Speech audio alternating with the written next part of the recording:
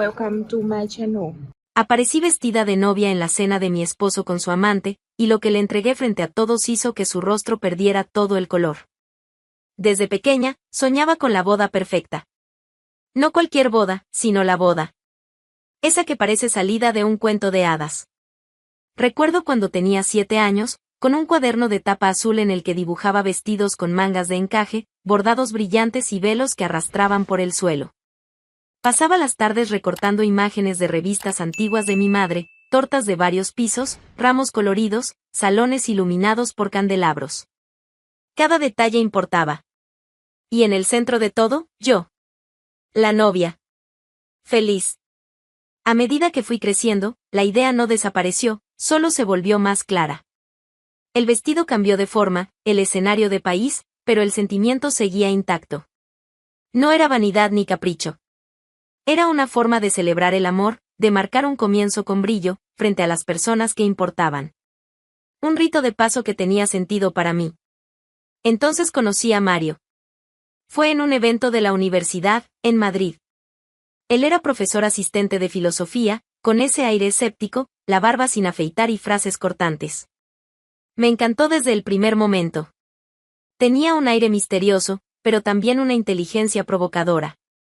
Yo, que siempre fui soñadora, me vi fascinada por alguien con los pies bien puestos en la tierra. En los primeros meses, fue atento, gentil, hasta poético. Hablaba de libertad, de conexión, de amor verdadero, y yo, enamorada, pensé que por fin había encontrado a alguien que caminaría conmigo hasta el altar de mis sueños.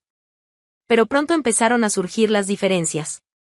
Una noche, después de una cena sencilla en su casa, comenté casualmente sobre un escaparate de vestidos de novia que había visto. Él se rió. Una risa seca, casi burlona. ¿Todavía crees en esas tonterías?, preguntó mientras recogía los platos. No son tonterías, Mario. Es un sueño que tengo desde niña. Una boda de verdad no necesita fiesta.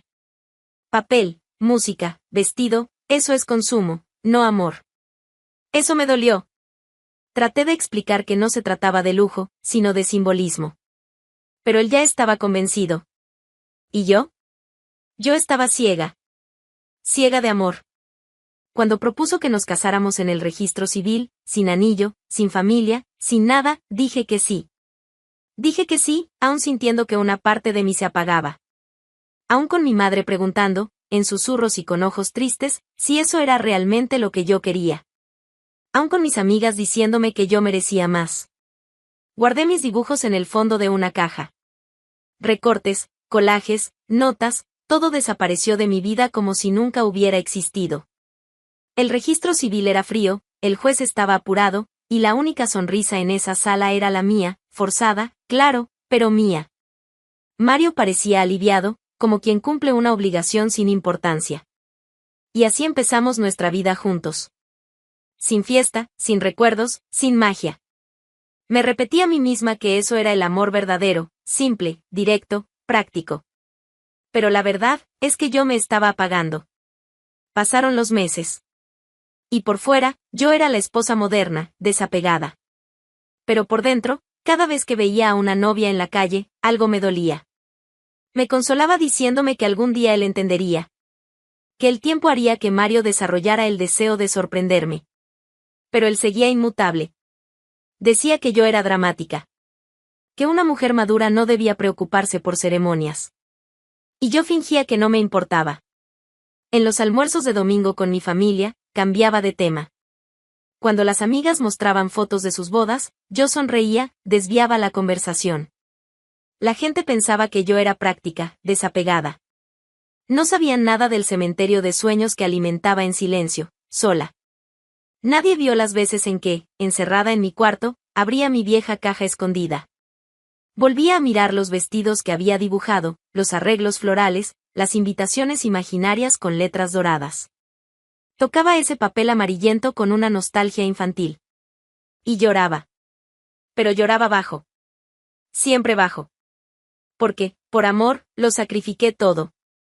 Mis sueños, mi fiesta, mi voz. Todo por él. Yo juraba que eso bastaría. Que el amor, incluso sin luces, sin velo, sin música, sería suficiente. Los meses pasaron, y mi esperanza de que Mario algún día despertara a mis sueños, se fue transformando en una rutina muda de expectativas frustradas. No había gestos románticos, ni sorpresas, ni ese cuidado que abriga el alma en días fríos. Pero me aferraba a los pequeños detalles, a las migajas de atención. Un café que me traía a la cama un domingo, un beso distraído antes de salir.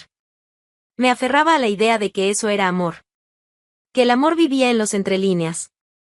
Y que solo necesitaba tener paciencia. Pero el corazón tiene límites. Y los míos ya estaban siendo puestos a prueba. Aquella tarde, estaba reorganizando los cajones del armario del cuarto. No era algo planeado, solo una de esas ordenanzas que uno hace cuando siente que, si no ocupa las manos, la cabeza va a explotar. Separé ropa, doblé medias, alineé camisas. Hasta que, en el fondo del último cajón, donde él guardaba documentos viejos, encontré una pequeña caja. De terciopelo negro, discreta. No recordaba haberla visto antes. Mi corazón se aceleró. Abrí la caja con cuidado, como si contuviera algo frágil. Y ahí estaba, un collar. Fino, dorado, con un colgante diminuto en forma de gota. Una pieza delicada, elegante, casi tímida. Pero con un brillo que me atravesó el pecho. En el momento, me faltó el aire. Quedé inmóvil, sosteniendo ese collar como si fuera una respuesta.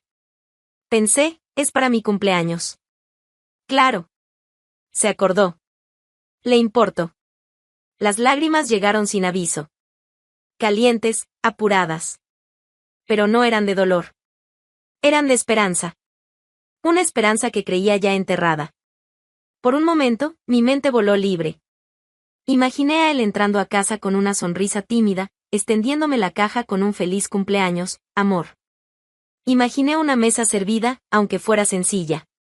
Tal vez una vela. Un brindis. Un gesto. Una señal de que, aunque a su manera, comenzaba a entender que los gestos simbólicos también tienen valor. Que empezaba a verme. Pasé el resto de la tarde con el collar en las manos, tocando el colgante con los dedos. Como si cada toque me acercara a la versión de él que tanto esperaba que existiera. Repasé mentalmente nuestras últimas conversaciones, buscando pistas.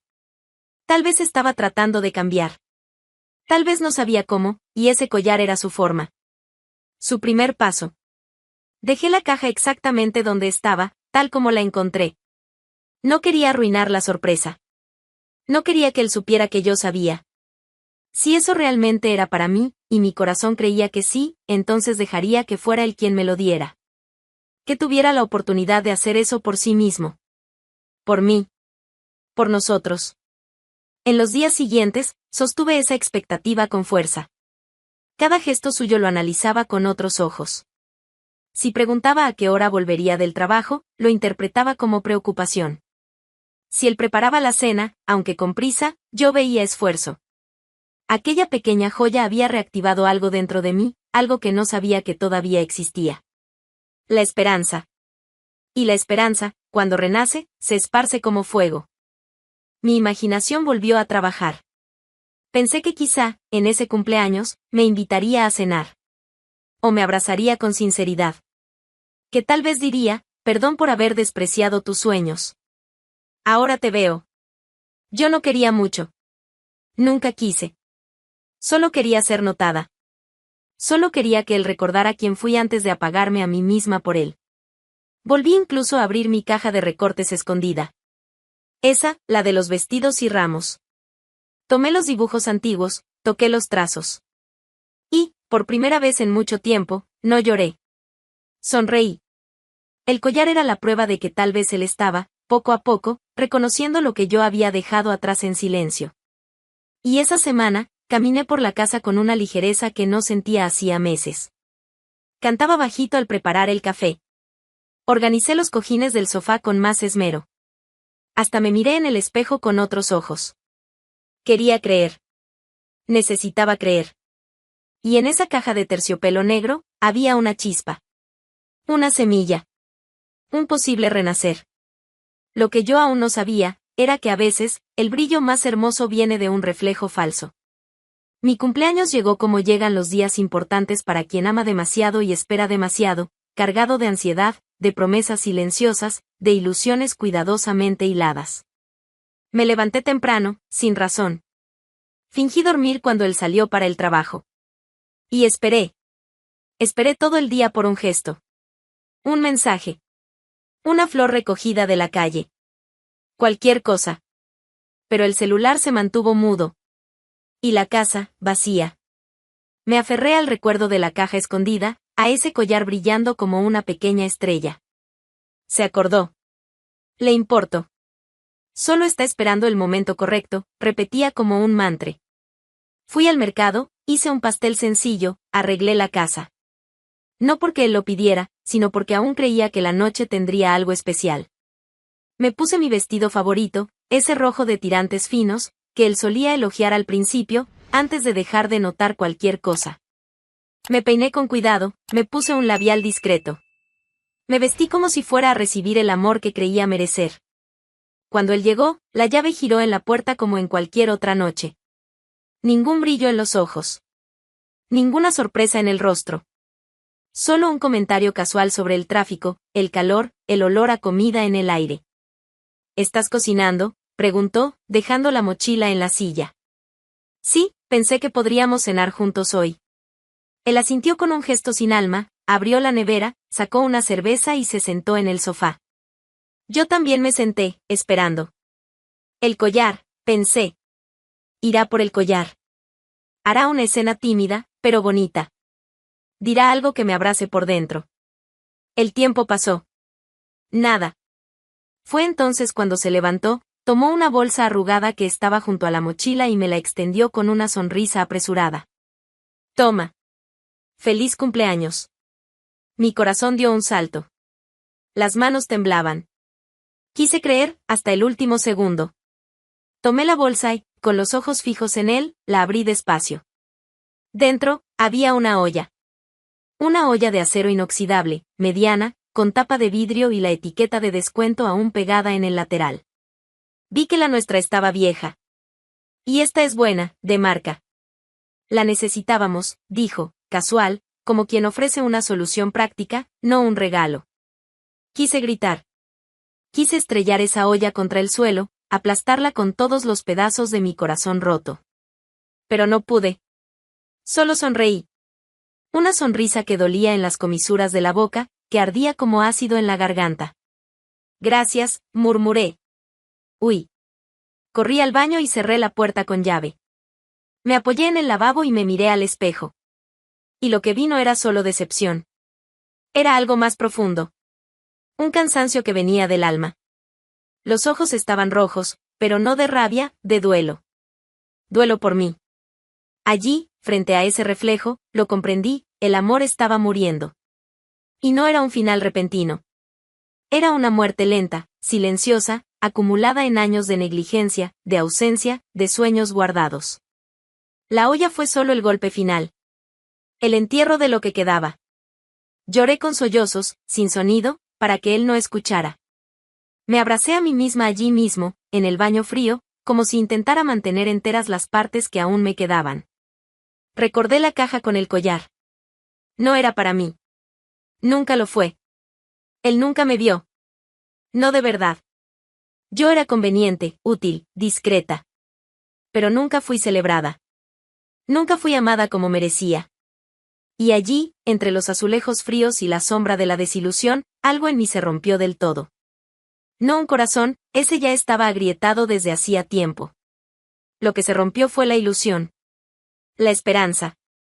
La paciencia. Esa noche me transformó. Y no lo digo con poesía, lo digo con dolor. Era como si hubiese salido de mi propio cuerpo y me viera desde fuera por primera vez. Vi a una mujer apagada, desvalorizada, mendigando afecto de un hombre que ni siquiera se tomaba el trabajo de ocultar su desprecio. En los días que siguieron, mi cabeza no paraba. La olla seguía en la cocina, cerrada, como un trofeo silencioso de la humillación. Mario no dijo nada más. Ni sobre el cumpleaños, ni sobre mi llanto escondido en el baño. Siguió con su rutina inquebrantable, trabajo, sofá, celular, silencio. Pero dentro de mí, algo empezó a latir diferente. Por primera vez en mucho tiempo, busqué refugio fuera de casa.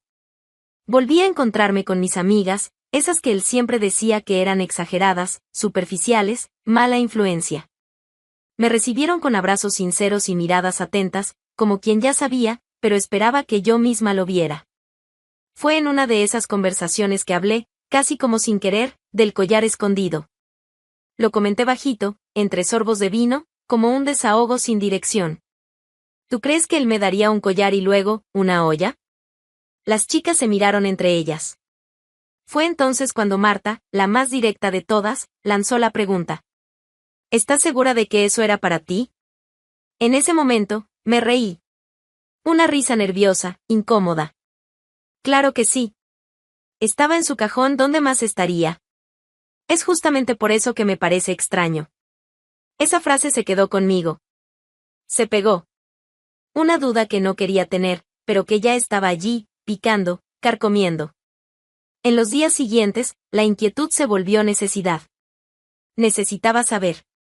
Y con esa urgencia, en una tarde cualquiera, decidí hurgar más a fondo.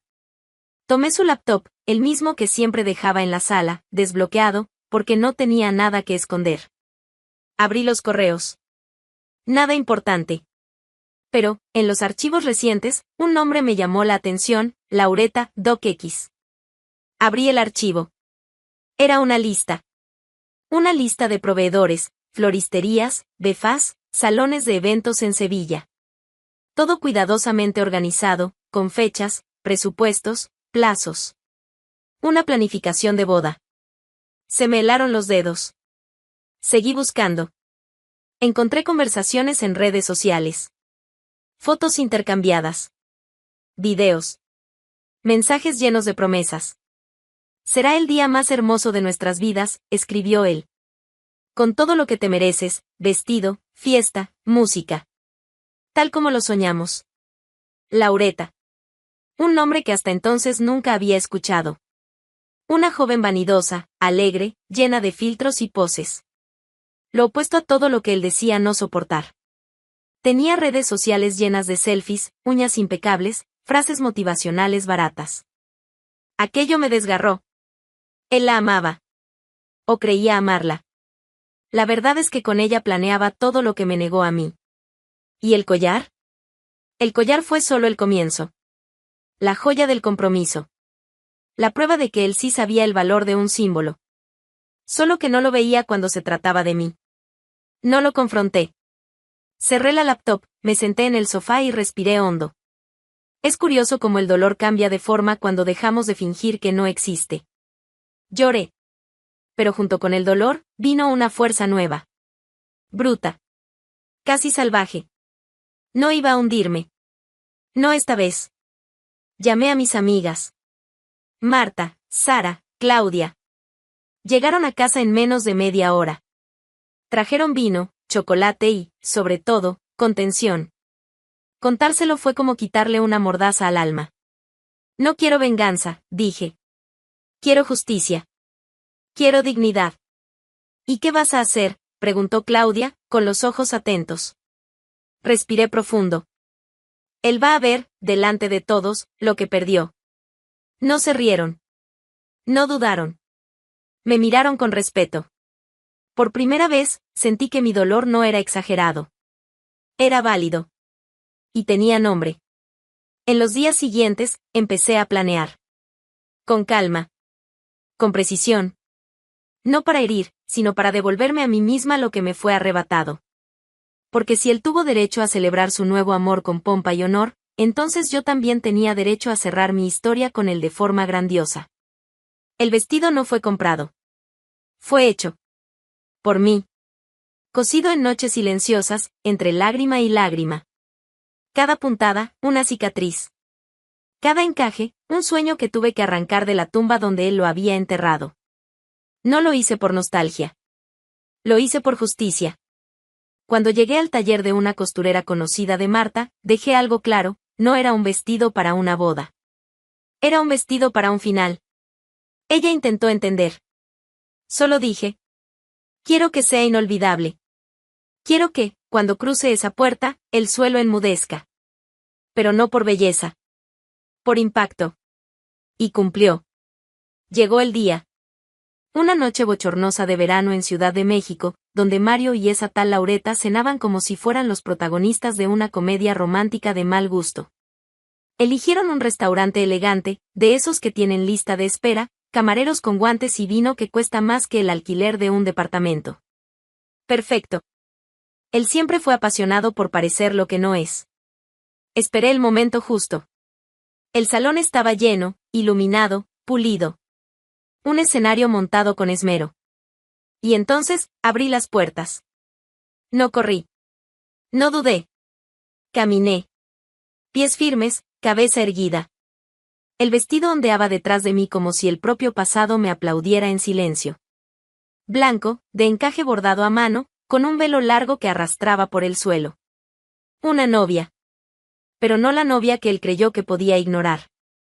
La novia que intentó borrar. Mario me vio. El tenedor cayó de su mano. Su rostro, pálido, paralizado. Laureta miró a su alrededor, confundida, riendo con vergüenza, como si pensara que era una broma de mal gusto. No lo era. Me acerqué a la mesa como quien entra en su propio funeral para declarar que sigue viva. Buenas noches, dije con una sonrisa contenida, firme. Coloqué una carpeta de cuero marrón sobre la mesa. Mario ni siquiera podía hablar. Estos son los papeles del divorcio. Puedes firmarlos cuando quieras. Yo ya lo hice. La voz salió limpia, como acero pulido. Todo el restaurante escuchó. Nadie fingió que no estaba prestando atención. La camarera se congeló con la bandeja en la mano. El sonido de la banda pareció bajar por sí solo. Tú me negaste un sueño, continué. Despreciaste todo lo que yo era. Me llamaste superficial. Te burlaste de mis deseos. Dijiste que las fiestas eran vanidad. Que el amor no necesitaba ceremonia. Miré a Laureta. Evitaba mi mirada, pero fingía desprecio. Ah, la arrogancia de las sustitutas, siempre creyendo que heredaron algo valioso, cuando en realidad están recibiendo una deuda. Pero ahora, vas a casarte. Con fiesta. Con joya. Con vestido, flores, fotógrafo. El mismo paquete completo que juraste que era innecesario. Que me obligaste a tragar en seco. Que me hizo renunciar a mí misma.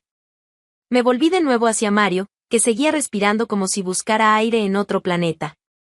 Y ya que nunca pude casarme de novia, al menos me voy a divorciar como una. El silencio se rompió con aplausos discretos. No aplausos de espectáculo, sino de respeto. De reconocimiento. De liberación. Personas que ni siquiera sabían mi nombre me miraban como si fueran testigos de un acto de valentía. Laureta empujó la silla hacia atrás y se levantó, los ojos llenos de rabia o vergüenza, no me importaba. Mario, ese hombre arrogante que siempre tuvo todas las palabras del mundo para disminuirme, ahora no encontraba ninguna. ¿Y yo? Yo solo sonreí. Salí del restaurante con la cabeza erguida, pisando mi propio pasado con la ligereza de quien no carga venganza, solo dignidad. Dejé atrás al hombre que nunca me vio, a la mujer que se conformó con migajas y al amor que alimenté sola por demasiado tiempo. Esa noche, no fui víctima. Fui protagonista. ¿Y mi vestido? Era mi armadura. Al principio, me repetía que ya no creía en cuentos de hadas. Que el amor era algo práctico, sin flores, sin velo, sin altar. Que bastaba con respeto, rutina y compañerismo. Pero la verdad es que solo repetía lo que me enseñaron a aceptar. Decía eso para sobrevivir a la falta. Después del divorcio, me volví una sombra silenciosa por meses. Caminaba por las calles como quien reaprende a existir. Las miradas de lástima me atravesaban. Pobre Elena, pensaban algunos. Reemplazada. Desechada. Pero nadie sabía que, dentro de mi silencio, algo se reconstruía con una fuerza que ni yo sabía que tenía. Volví al trabajo con más enfoque. Llené mis días con todo lo que alguna vez dejé de lado. Flores en la mesa. Música alta en la cocina. Curso de historia del arte por la noche. Cabello más corto, sonrisa más directa. Poco a poco, empecé a verme de nuevo. Y poco a poco, otros también empezaron a ver.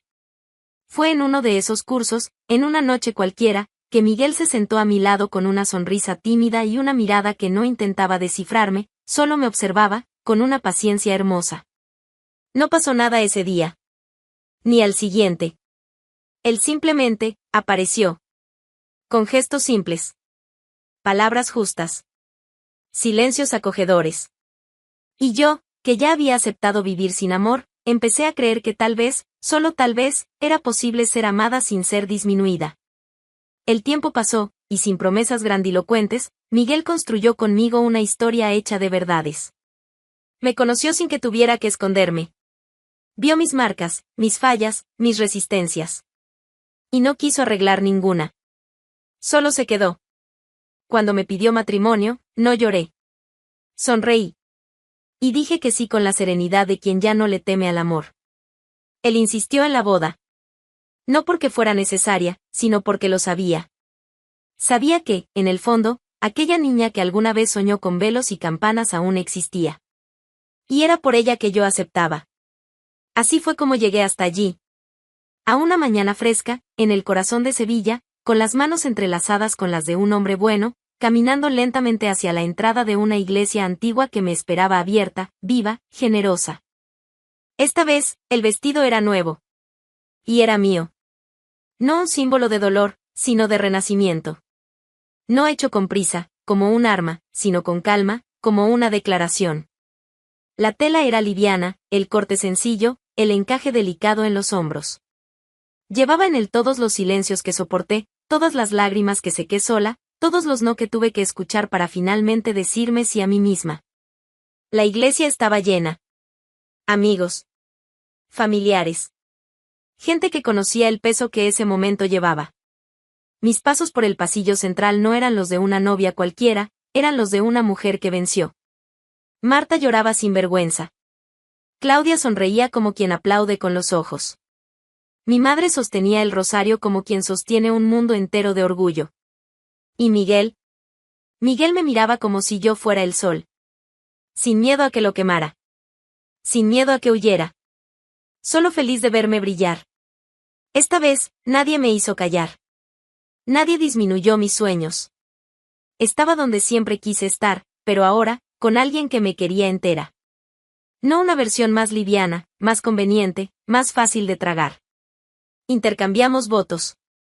Sonaron las campanas.